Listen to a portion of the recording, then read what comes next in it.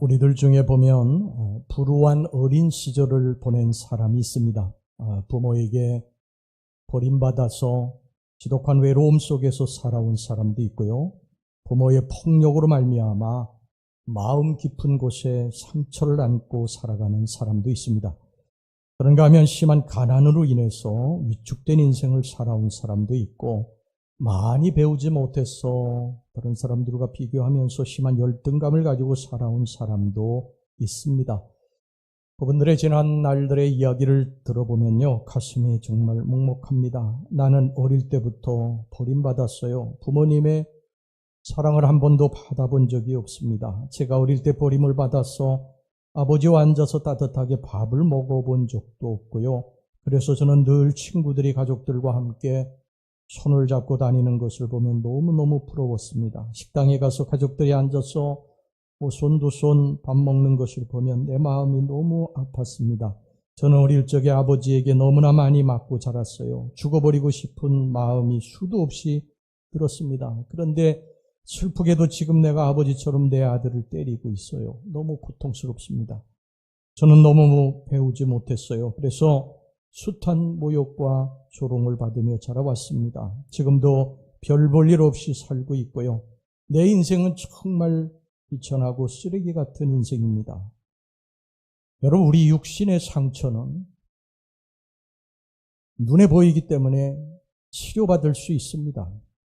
병원에 가서 진단받고 치료받을 수 있어요. 그런데 우리 속에 어릴 적에 받았던 깊은 상처, 트라우마, 이 고통은 눈에 보이지 않기 때문에 그대로 방치하기가 쉽습니다.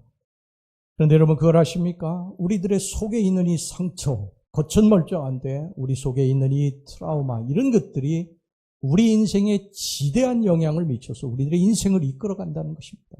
마치 그 빙산이 물 위에 떠 있는 것은 하나지만 물 속에 가라앉은 보이지 않는 그 9이 빙산을 움직여가는 것처럼 우리 속에 있는, 우리들의 겉으로 보면 아무 일 없고 멀쩡한데 우리들 속에 있는 이 상처, 아픔, 어릴 적에 사람들과의 관계 속에서 받았던 이런 모든 고통들, 슬픔들, 이런 것들이 우리들을 이끌어간다는 것입니다. 그래서 성인이 되어서도요, 결혼하고 나가지고 가정생활이 원만하지 못한 사람들이 있어요. 왜 그러냐면 그 어릴 적의 상처가 불쑥불쑥 나오는 것입니다. 그런 그 트라우마들이 자꾸 나와서 가정생활을 원만하게 하지 못하게 하고, 또 사업, 또 직장생활, 이런 여러 가지 그러한 사람들과의 관계에서 굉장히 고통스러운 시간들을 보내고 있는 사람들을 우리는 보게 돼요. 여러분, 우리는요, 가끔 어떤 사람들을 보면서, 야, 저 사람 왜 저렇게 인격이 저거밖에 안 되지? 왜 말을 저렇게 하지?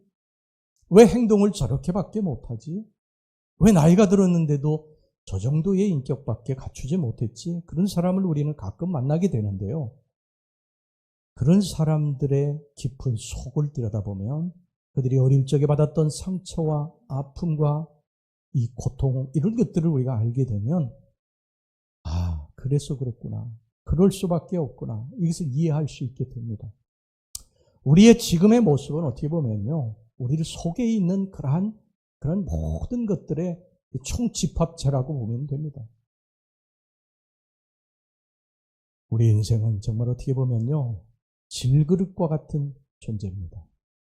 질그릇은 진흙을 이겨서 만드는 그릇입니다. 특별한 재료를 써서, 특별한 유약을 바르고, 특별한 방법을 써서 만든 그릇이 아니라 그냥 평범한 흙으로, 진흙으로 빚어서 평범하게 만든 그런 그릇이 질그릇입니다. 그래서 비싸지도 않고 화려하지도 않고 가치도 없어요.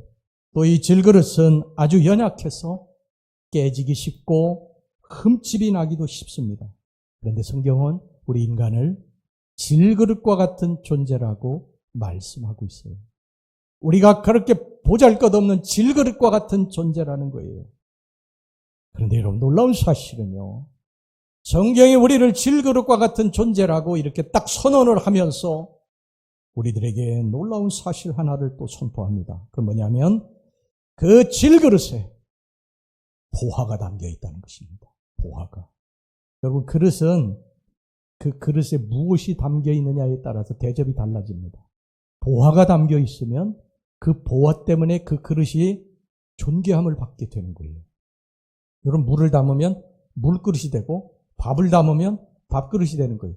개밥을 담으면 개밥그릇이 되는 것이고, 고양이 밥을 담으면 고양이 밥그릇이 되는 것입니다.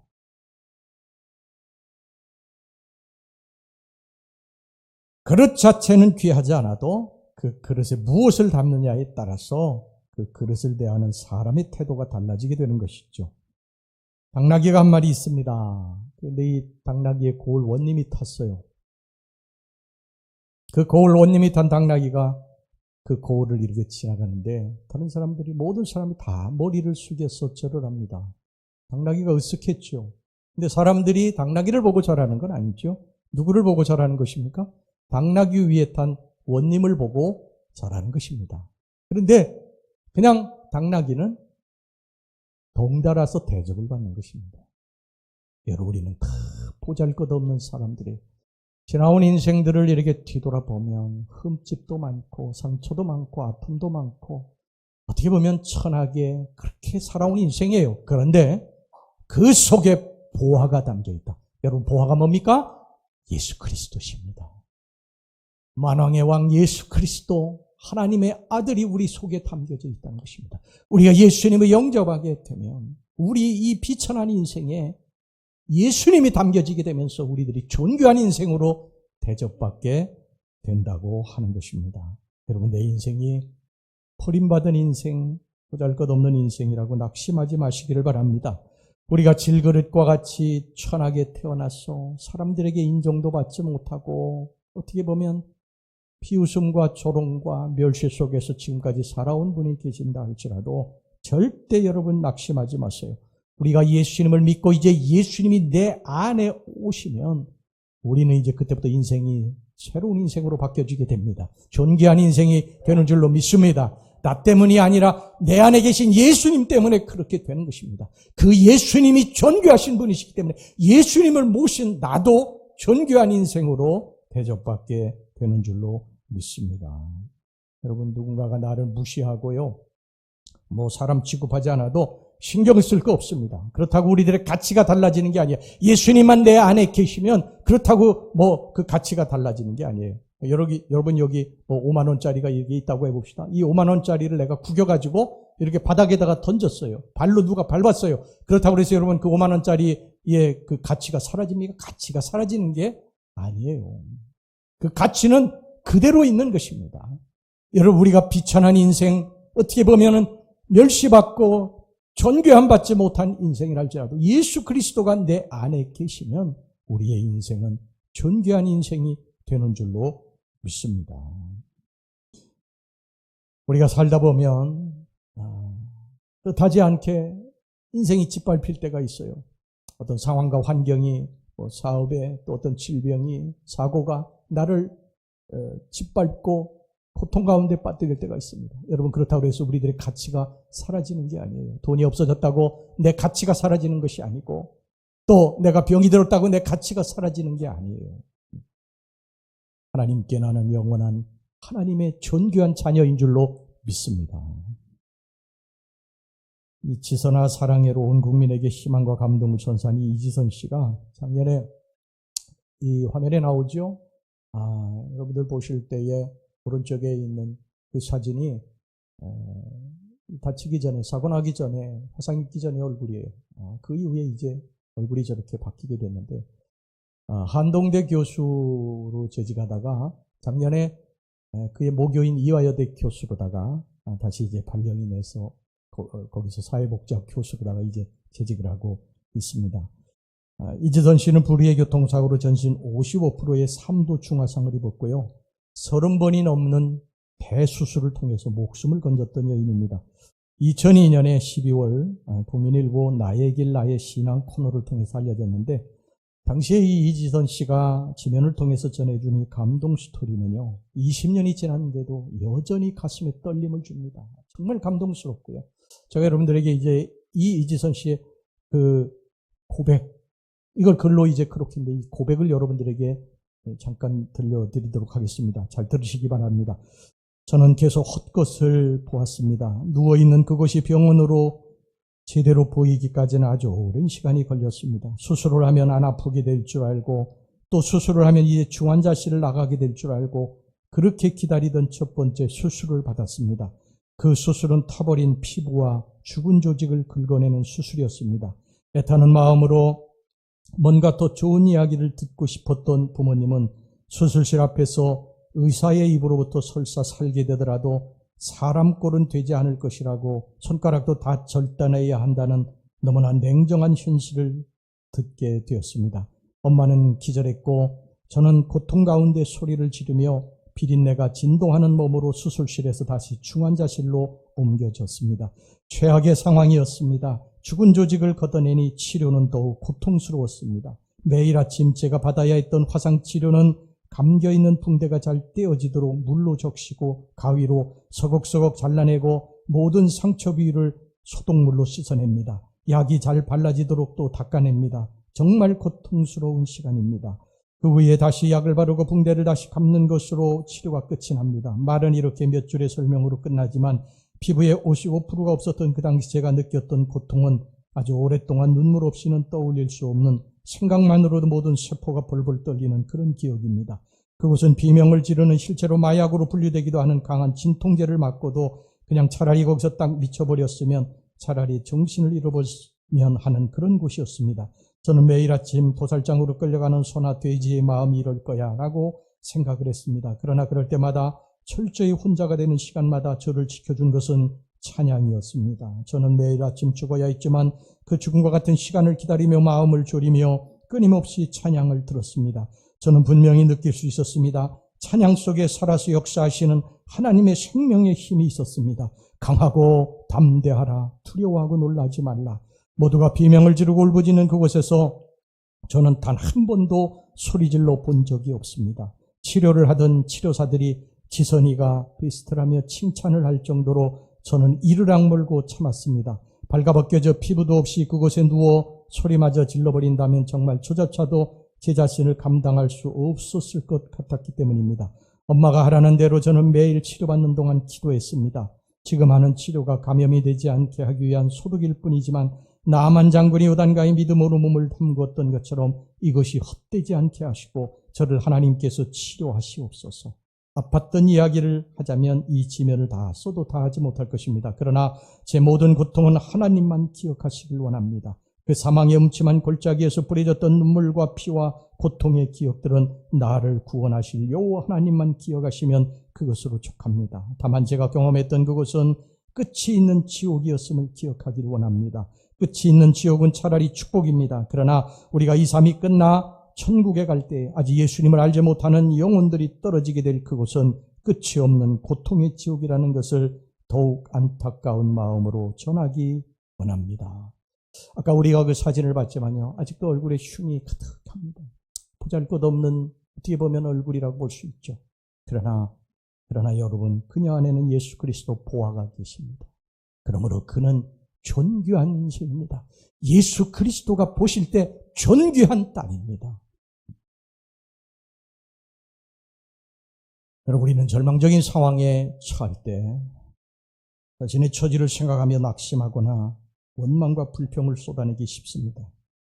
그건 어떻게 보면요, 당연한 것입니다. 우리 인간의 본성을 가지고서 고난이 왔는데 웃고 다닐 사람은 없죠. 다 힘들고 어렵습니다. 이스라엘 백성들이 광야를 지날, 애굽에서 나와서 광야를 지날 때 이 홍해를 만나고 뒤에 국군대가 쫓아오고 좌측에 깎아지는 절벽이 있고 우측에 미스라임이라고 하는 큰 사막에 놓여 있어서 사방이 갈 수 없는 그런 상황에서 털썩 주저앉아가지고 그들이 탄식하고 원망하고 그랬던 그것이 믿음이 없어서가 아니고 사실 어떻게 보면 우리도 그런 상황에 처하면요, 얼마든지 그럴 수 있는 사람들이에요. 그런데 여러분, 우리가 이것을 기억해야 됩니다. 그 상황 속에서도 아버지가 계시다. 내 아버지가 계시다. 내 아버지가 나를 사랑하신다. 독생자도 십자가에 내어주신 내 아버지가 나를 사랑하신다. 여러분, 이것을 기억하시고 거기서 일어나시기를 주의 이름으로 축원합니다. 여러분, 우리 인생은요, 뜻하지 않게 우겨쌈을 당할 때가 있어요. 우겨쌈이라고 하는 단어를 국어사전에 찾아보면요, 한가운데는 모아들여서 둘러싸다, 이렇게 되어 있어요. 영어 성경에 보면은 hard pressed on every side, 그러니까 모든 방향으로 이게 강하게 조여온다는 뜻입니다. 이걸 이런 의미로 생각할 수가 있어요. 양 한 마리가 있는데 사방에 늑대들 수십 마리가 양들을 잡아먹기 위해서 계속 조여오는 것입니다. 여러분, 이게 우겨쌈이에요. 성경에 보면 이 우겨쌈을 당한 대표적인 사람이 있죠. 욥입니다. 욥. 욥은 동방에서 제일 부자였어요. 근데 그의 모든 재산이 하루아침에 다 날아가 버렸습니다. 도둑들이 와서 모든 가축을 탈취해갖고 불이 나서 가축들이 다 죽어버렸고 종들도 다 죽었어요. 그것으로 끝난 것이 아닙니다. 잔치를 열고 있는데 자녀들이 집이 무너져가지고 10자녀가 다 죽었어요. 그것으로 또 끝이 아니에요. 그의 몸에 병이 들었습니다. 무슨 병인지는 성경에 자세하게 나와 있지 않지만 악성 피부병, 사람들은 그걸 문둥병이라고 이야기를 합니다. 몸에서 고름이 나오고 얼마나 가려운지 기왓장으로 벅벅 긁어야 되는 그런 상황이었어요. 그리고 그의 사랑하는 아내도 너 하나님 욕하고 죽으라고 그렇게 하면서 그를 떠나버렸습니다. 친구들도 찾아와가지고 욥을 위로하고 소망을 주기보다 정죄하고 비판하고 지적했어요. 욥이 바로 이 우겨쌈을 당한 그런 상황이었습니다. 그런데 욥은 거기서 죽지 않습니다. 거기서 다시 일어섭니다. 사랑하는 우리 성도 여러분, 우리가 사방으로 우겨쌈을 당하는 이런 환경이 우리들에게 올 수 있어요. 우리들에게 뜻하지 않게 옵니다. 그러나 우리 죽지 않습니다. 왜 그런지 아십니까? 우리 안에 예수 그리스도가 계시기 때문에 우리 죽지 않습니다. 우겨쌈을 당해도 죽지 않는다. 이겨낸다. 첫째, 보세요. 우겨쌈을 당해도 쌓이지 않는다고 말씀을 합니다. 오늘 본문의 8절 전반절 말씀 보세요. 우리가 사방으로 우겨쌈을 당하여도 쌓이지 아니하며. 사도 바울의 일생은요, 고난으로 둘러싸인 일생이었어요. 고린도후서 7장 5절을 보세요. 우리가 마게도냐에 이르렀을 때에도 우리 육체가 편하지 못하였고 사방으로 환난을 당하여 밖으로는 다툼이요 안으로는 두려움이었노라. 근데 그는 쌓이지 않았습니다. 아무리 환난이 그에게 닥쳐서 그를 옥죄어 와도 사방으로 우겨쌈을 해도 그는 거기서 다시 일어납니다. 그리고 믿음의 행진을 합니다. 왜 그런 줄 아십니까? 그 안에 예수 그리스도 생명이 계셨기 때문입니다. 여러분, 세상 환난 고통스럽죠. 여러분들 중에서도 세상 환난 고통을 겪으신 분들이 계실 거예요. 정말 힘이 든 것입니다. 그 속에 찬송하는 거, 기도하는 거 쉬운 일이 아니에요. 우리가 말로는 쉽지만 결코 쉬운 일이 아닙니다. 환난 속에서 찬송하는 거, 기도하는 거 어려운 일입니다. 세상 사람들은요, 야, 저 사람 저런 상황에서 어떻게 저렇게 견디지? 그러지만요, 그 상황 가운데서도 우리 믿는 이들은 다시 일어나 찬송하고 기도합니다. 그리고 신앙의 길을 갑니다. 할렐루야. 왜냐하면 우리를 둘러싼 이 사방의 환난보다도 더 강하고 크신 하나님이 우리 배후에 계시기 때문인 것을 믿으시기를 바랍니다.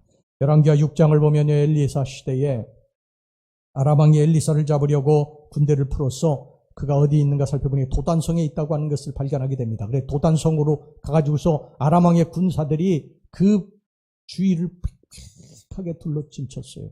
도단성을 빽빽하게 둘러친쳤습니다.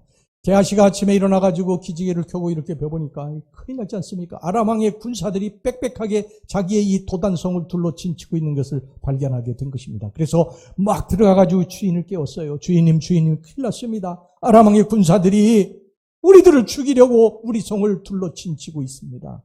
그때 이 엘리사가 이렇게 기도합니다. 와, 열왕기하 6장 17절입니다. 기도하여 이르되 여호와여 원하건대 그의 눈을 열어서 보게 하옵소서 하니 여호와께서 그 청년의 눈을 여심해 그가 보니 불말과 불병거가 산에 가득하여 엘리사를 둘렀더라. 할렐루야. 여러분, 우리의 환난 풍파가 있어도 그 배후에 여호와의 군대가 우리를 둘러친치고 있는 것을 믿으시기를 바랍니다. 그 다음에 두 번째, 답답한 일을 당해도 낙심하지 않는다고 말씀합니다. 본문의 8절 후반절 말씀 보세요. 답답한 일을 당하여도 낙심하지 아니하며. 여기서 답답한 일이라고 하는 건 뭐냐면요, 당황스러운 일을 말하는 거예요. 당황스러운 일. 세상을 살다 보면 정말 당황스러운 일을 만나게 되지 않습니까? 상상도 못했던 일, 병에 걸리고 또 사고가 나고 사별의 아픔을 겪고 사업이 파산하고 내가 잘못한 것도 아닌데 억울하게 고소를 당하고 내가 억울하게 비난을 받을 때도 있습니다. 그때 정말 너무나 마음이 괴롭고 답답하고 어떻게 살아야 될지 막막합니다. 그러나 여러분 낙심하지 마시기 바랍니다. 하나님이 도와주실 것을 믿으시기를 바랍니다. 하나님이 우리들의 아버지 아니십니까? 우리가 하나님의 자녀 아닙니까? 여러분 부모가 자녀들이 어려움을 겪는데 그걸 방치해놓고 바라볼 부모가 어디 있겠어요? 해줄 수 있는 힘이 있는데 왜 방치하겠습니까? 하나님이 우리의 아버지신데 우리 전능하신 하나님이 우리의 아버지신데 우리가 그분의 자녀인데 그분이 어떻게 우리를 그냥 가만히 놔두겠습니까? 우리가 당황스러운 일을 만나도 낙심하지 말 것은 하나님이 우리를 도와주실 것을 여러분 믿기 때문인 줄 믿습니다. 사도행전 16장에 보면요. 바울과 실라가 빌립보에 가가지고 귀신 들려가지고 점치는 여인의 귀신을 쫓아내 주었어요. 그러니까 이제 귀신이 나갔으니까 점을 칠 수가 없게 된 것입니다. 그러니까 그거를 데리고 있던 주인이 화가 나가지고 관가에다가 고발을 해버렸어요. 바울과 실라를. 그래가지고 이 바울과 실라가 이제 감옥에 갇히게 되는데 매를 맞고서 감옥에 깊은 옥에 갇혔습니다. 절망적인 상황이죠. 얼마나 억울하고 얼마나 답답하겠어요. 잘못한 것도 없는데 그렇게 매를 맞고 감옥에 갇혔으니. 그런데 그 바울과 실라는요. 그 한밤중에 매를 맞고 거기에서 일어나서 하나님을 찬양합니다. 하나님 앞에 기도합니다. 그리고 간수가 그것을 보고 나중에 세례받고 예수를 믿는 하나님의 귀한 일꾼이 되는 줄로 믿습니다. 여러분 당황스러운 일을 만났을 때 여기에도 하나님의 뜻이 계실 것이다. 이렇게 믿으시기를 바랍니다. 지금은 당장은 모르지만요. 왜 이렇게 힘들고 어려운 일이 나에게 왔지? 이렇게만 생각하고 하나님 원망하고 그러지 말고 그 속에서 하나님의 뜻이 있음을 찾고 그리고 하나님 앞에 감사하고 하나님 앞에 기도하고 찬송하고 믿음으로 다시 일어나서 이 행진을 할 수 있기를 주의 이름으로 축원합니다. 그러면 여러분 우리들의 인생에 얽혀져 있던 모든 감옥문이 열려지고 착고가 풀어지는 역사가 나타나게 될 줄로 믿습니다. 그 다음에 세 번째 여러분 박해를 받아도 버림받지 않는다고 말씀합니다. 오늘 여기 본문의 9절 전반절 보세요. 박해를 받아도 버림받지 아니하며 여기서 박해라고 하는 말은요. 헬라어로 디오코메노이라고 합니다. 사냥하다는 뜻이에요. 그러니까 사냥개가 사냥감을 향해서 계속 추적해가는 것을 말하는 거예요. 바울은 무슨 일을 할 때마다 핍박자들이 계속됐어요. 핍박자들이. 그래가지고 이 핍박자들이 바울을 사냥하듯이 계속 추적해 왔습니다. 자, 여러분 고린도후서 11장 23절에서 27절까지 말씀 보세요. 바울의 일생이 얼마나 환난과 박해가 많았는지 그들이 그리스도의 일꾼이냐 정신없는 말을 하거니와 나는 더욱 그러하도다. 내가 수고를 넘치도록 하고 옥에 갇히기도 더 많이 하고 매도 수없이 맞고 여러 번 죽을 뻔하였으니 유대인들에게 40에서 하나 감한 매를 5번 맞았으며 3번 태장으로 맞고 1번 돌로 맞고 3번 파선하고 일주야를 깊은 바다에 지냈으며 여러 번 여행하면서 강의 위험과 강도의 위험과 동족의 위험과 이방인의 위험과 시내의 위험과 광야의 위험과 바다의 위험과 거짓 형제 중의 위험을 당하고 또 수고하며 애쓰고 여러 번 자지도 못하고 줄이며 목마르고 여러 번 굶고 춥고 헐벗었노라. 여러분 이게 사도 바울이 예수님 때문에 받았던 환난이 예수 안 믿었으면 그 일생은 편하게 살았겠죠.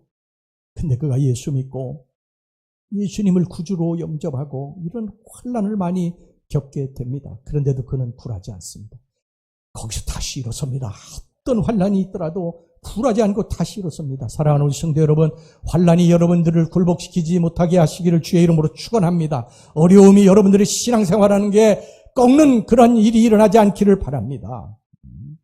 우리는 결코 죽지 않습니다. 환난과 핍박과 박해가 온다 할지라도 결코 죽지 않아요. 그 당시에 귀족들은요, 재산을 다 몰수해버렸어요. 그리고 추방시켜버렸고 평민들은 뭐 십자가에 달아 죽였다든지 불에 태워 죽였다든지 사자밥이 돼서 죽게 했다든지 그래서 다 죽였습니다. 그래도 그들은요 찬송하며 그 길을 걸어갔어요. 그러니까 이 성경에 뭐라고 합니까? 세상에 감당할 수 없는 자들이라고 그러지 않습니까? 여러분 사람이 죽이면은 굴복해야 되는데 죽여도 찬송을 하는데 그걸 어떻게 감당하겠습니까? 세상에 제일 무서운 사람이 누구예요? 죽음 불사하고 달려드는 사람이 제일 무서운 사람이에요. 사업도 죽기를 각오하는 사람은 못 당합니다. 운동선수도 그렇고 죽기를 각오하고 달려드는 사람은 감당하기가 어려운 거예요. 여러분 깡패, 조폭이 두목 누가 하는 줄 아세요? 죽음을 불사하고 달려드는 독종이 하는 거예요. 싸움 잘하는 사람이 하는 게 아니에요. 환난과 핍박이 와도 하나님을 붙들고 일어서는 사람 누가 맞겠습니까? 그들이 그렇게 믿음을 잃지 않은 것은요, 그들이 버림받지 아니하고 오히려 하나님께서 붙들고 계시고 영광의 천국으로 인도하실 것을 믿었기 때문입니다. 신명기 31장 6절 말씀을 기억하시기 바랍니다. 너희는 강하고 담대하라. 두려워하지 말라. 그들 앞에서 떨지 말라. 이는 내 하나님 여호와 그가 너와 함께 가시며 결코 너를 떠나지 아니하시며 버리지 아니하실 것입니다. 지금 그 모든 믿음의 조상들이 천국에서 우리가 예배드리고 있는 이 모습을 바라보고 계실 줄로 믿습니다. 마지막으로 여러분, 거꾸로 팀을 당해도 망하지 않는다고 말씀합니다. 오늘 본문의 9절 후반절 말씀 보세요. 거꾸로 뛰림을 당하여도 망하지 아니하고, 거꾸로 뛰림의 이 카타발롬의 노인은요, 갑자기 당한 습격을 말하는 것입니다. 바울이 복음을 전하는데 안디옥과 이고니온에서 유대인들이 수도 없이 달려와가지고 루스트라에서 복음 전하는 바울을 돌로 치기 시작을 했습니다. 바울이 돌에 맞아가지고 완전히 피투성이가 됐어요. 보니까 움직이지를 않습니다. 요동치 않아요. 바울이 죽은 줄 알았어요. 그래가지고 사람들이 이제 이 시체는 성 안에 두지 않거든요. 그래서 성 밖으로다 이제 질질질 다리를 잡고 그러다가 내쳤어요.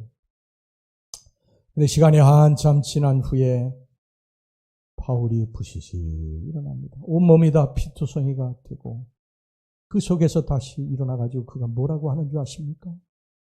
우리가 하나님의 나라에 들어가려면 많은 환난을 받아야 될 것입니다. 우리가 이 땅에서 환난 없이 살아가는 사람이 누가 있겠습니까? 다 환난 풍파가 많은 거예요. 그러나 그 속에서도 우리는 하나님을 붙듭니다. 저 영광스러운 나라를 바라보며 하나님을 붙들고 믿음의 행진을 계속합니다. 다른 게 기적이 아니에요, 여러분. 다른 게 기적이 아닙니다. 이게 기적입니다. 세상 사람들이 보면 미쳤다고 그럴 수도 있어요. 저렇게 혼란 풍파가 많은데 교회 가는 거 보고 미쳤다고 할 수도 있어요. 그러나 우리는 내 속에 계신 예수 그리스도로 말미암아 다시 일어나게 될 줄로 믿습니다. 목욕삼을 당해도 답답한 일을 당해도 박해를 받아도 거꾸로 뜸을 당해도 신앙의 행진은 멈추지 않습니다. 주의 일을 계속합니다. 믿음 생활 계속합니다. 기도 생활 계속합니다. 환난 풍파가 오는데도 똑같습니다. 변하지 않습니다.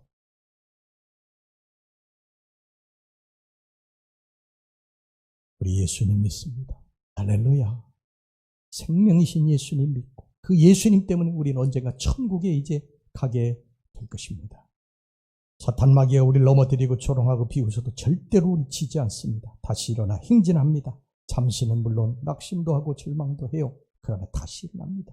예수님 때문에 다시 일어납니다. 그리고 흔들리지 않고 이 믿음의 길을 걸어갑니다. 할렐루야. 마지막으로 여러분, 바울의 위대한 고백을 우리가 같이 읽으면 설교 마치겠습니다. 로마서 8장 35절에 39절 말씀 우리 다 같이 한 목소리로 받들어 읽겠습니다. 시작. 누가 우리를 그리스도의 사랑에서 끊으리요? 환난이나 권고나 박해나 기근이나 적신이나 위험이나 칼이랴. 기록된 바 우리가 종일 주를 위하여 죽임을 당하게 되며 도살당할 양같이 여김을 받았나이다 함과 같으니라. 그러나 이 모든 일에 우리를 사랑하시는 이로 말미암아 우리가 넉넉히 이기느니라. 내가 확신하노니 사망이나 생명이나 천사들이나 권세자들이나 현재일이나 장래일이나 능력이나 높음이나 깊음이나 다른 어떤 피조물이라도 우리를 우리 주 그리스도 예수 안에 있는 하나님의 사랑에서 끊을 수 없으리라. 할렐루야. 우리 같이 찬양하고 이제 설교 마칩니다. 주품에 여러분 우리가 주품에 앉았습니다. 주님이 우리 안에 내가 주님 안에 있습니다. 찬양 같이 부릅시다. 주품에